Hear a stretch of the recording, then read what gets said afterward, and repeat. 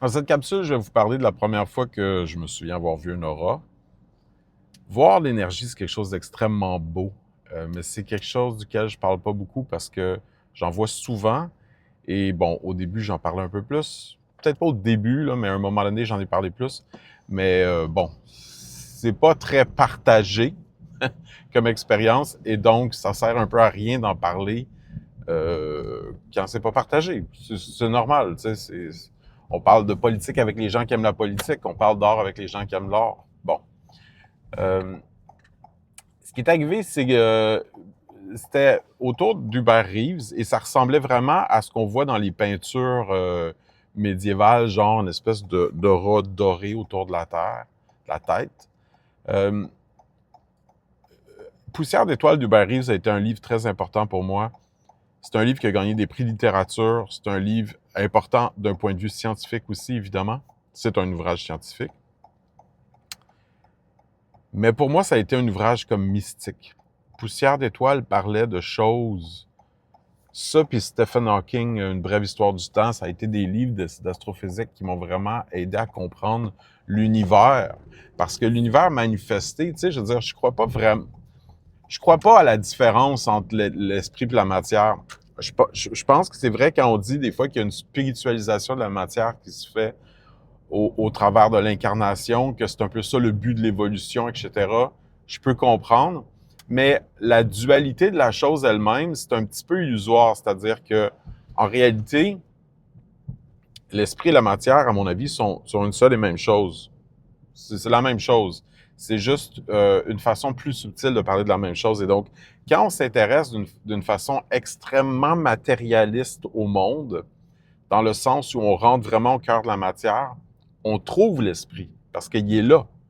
Et surtout quand on va au cœur de la chose, c'est-à-dire que tout est vivant.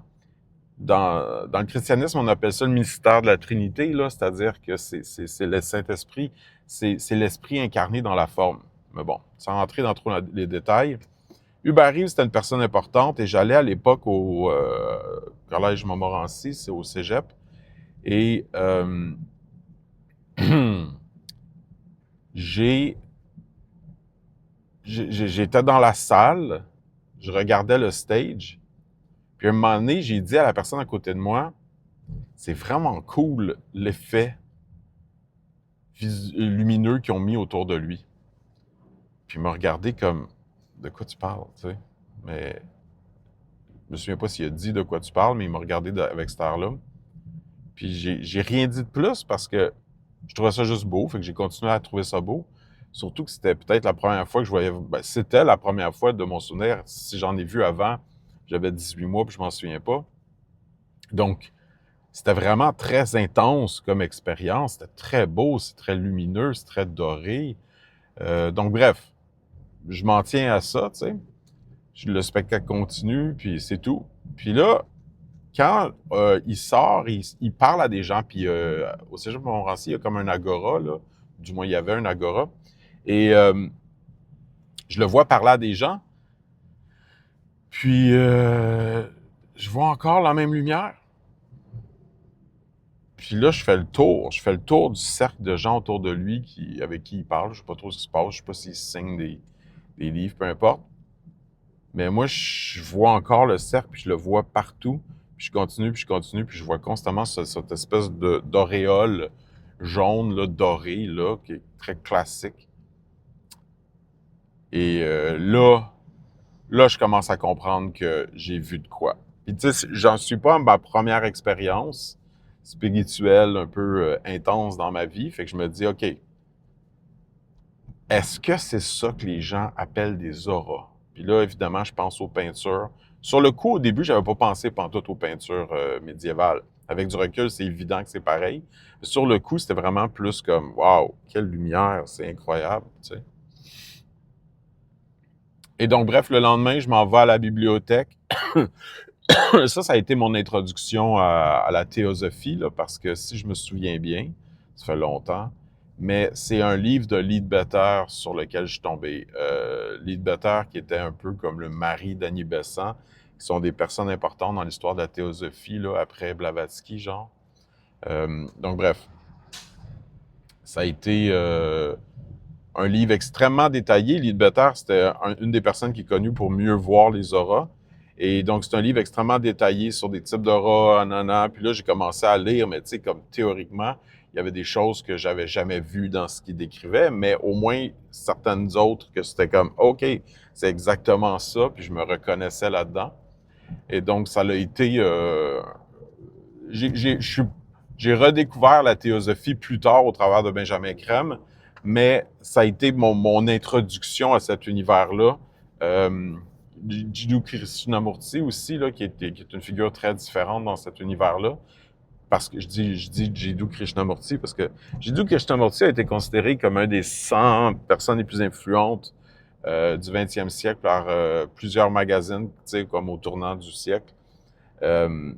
Et considéré aussi comme un philosophe important. Donc, son approche est moins théosophique dans le sens ésotérique, occulte, explication théorique. C'est plus comme du bouddhisme dans le sens où c'est une question de prendre le temps de vraiment regarder les choses telles quelles avec une attention grandissante, un détachement, etc. Donc, bref.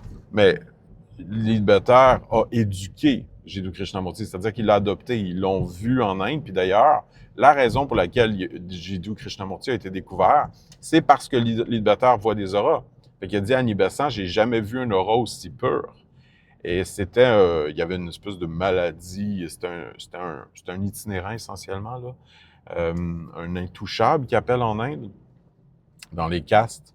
Donc bref, purement par la vision de l'aura, a été découvert Jiddu Krishnamurti par Leadbetter, qui est le livre sur lequel je suis tombé dans la bibliothèque du Collège Montmorency après avoir vu Hubert Reeves et son auréole dorée, classique de la de la peinture des grands maîtres médiévaux et Renaissance et etc. Donc bref, c'était une expérience extrêmement intéressante. J'en ai vu d'autres après. L'énergie, elle est partout. Toujours, on est baigné dedans. C'est un peu comme dans Star Wars, ils disent la force, là, c'est quelque chose qui nous englobe, qui nous traverse. On est toujours là. Et comme dit Reich, plus tu es en santé, plus ça se manifeste. Donc, il y a des moments dans ma vie où je vais moins bien, que je vois moins d'énergie, mais quand je suis bien aligné, tu sais, bon sommeil, mange bien, exercice, santé mentale va bien, tout est clair, c'est là que je vois plus de lumière. Merci.